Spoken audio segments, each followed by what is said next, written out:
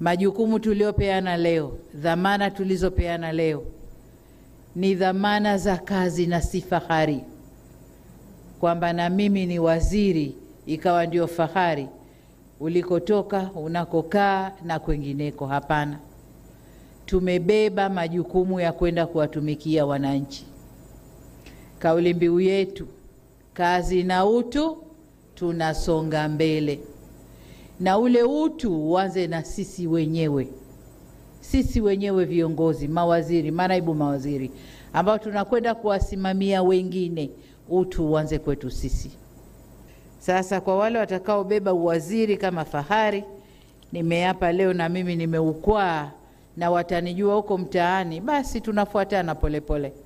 Mnakwenda lakini tuko nyuma yenu, tuko migongoni kwenu. Miaka 5 si midogo lakini si mingi sana. Kwa hiyo mimi sio ni shida kubadilisha, na mnanijua.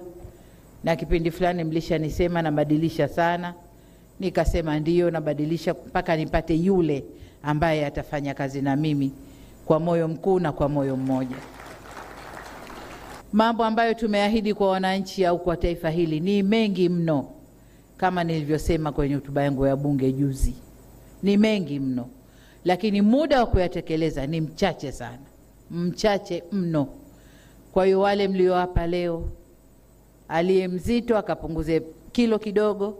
Tuna kazi ya kwenda mbio, na ni mbio hasa, sababu muda ni mchache, mambo ni mengi mno.